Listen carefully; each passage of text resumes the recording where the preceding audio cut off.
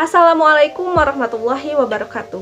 Perkenalkan, nama saya Nurul Istiqomah dengan NIM 11920201882. Di video kali ini kita akan membahas mengenai problema pendidikan dalam otonomi daerah. Tapi sebelumnya perlu kita ketahui terlebih dahulu apa itu yang dimaksud dengan otonomi daerah dan otonomi pendidikan. Otonomi daerah itu sendiri dalam Undang-Undang Nomor 32 Tahun 2004, Pasal 1 Ayat 5 dijelaskan bahwa pengertian otonomi daerah merupakan hak, wewenang, dan kewajiban daerah otonom dalam mengatur dan mengurus sendiri urusan pemerintah dan kepentingan masyarakat setempat sesuai dengan peraturan perundang-undangan yang berlaku. Sedangkan otonomi pendidikan atau desentralisasi pendidikan adalah pelimpahan wewenang di bidang pendidikan oleh pemerintah pusat kepada pemerintah daerah untuk mengelola dan mengurus program dalam bidang pendidikan. Dengan desentralisasi pendidikan ini diharapkan adanya pemerataan akses pendidikan dan mutu layanan pendidikan yang semakin meningkat.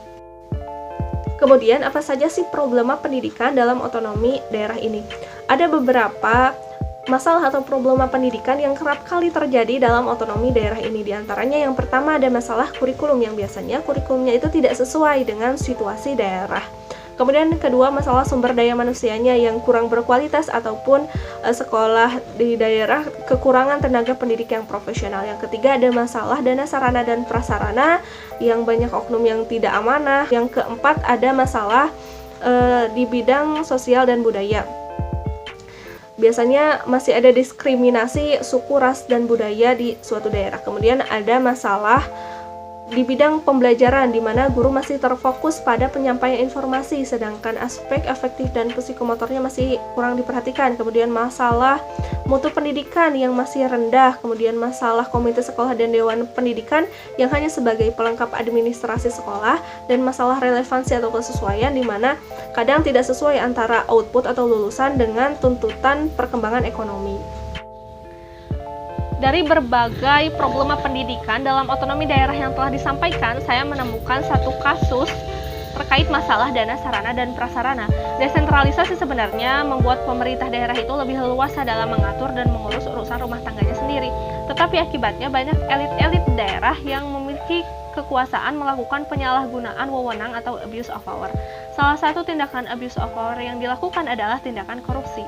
Dilansir dari CNN Indonesia, hasil kajian Indonesia Corruption Watch mengungkapkan bahwa Indonesia merugi sebesar 1,6 triliun dari korupsi di sektor pendidikan sepanjang tahun 2016 sampai September 2021. Bahkan pada saat masa pandemi pun, tindakan korupsi ini masih terjadi terkait kasus korupsi dalam penanganan dana COVID-19.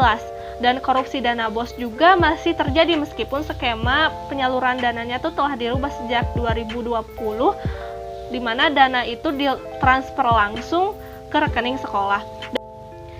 Dan kasus korupsi terbanyak dalam sektor pendidikan yaitu korupsi pembangunan infrastruktur dan pembangunan barang jasa non-infrastruktur seperti pengadaan buku, arsip sekolah, perangkat TIK untuk e-learning, pengadaan tanah untuk membangun fasilitas pendidikan dan lainnya.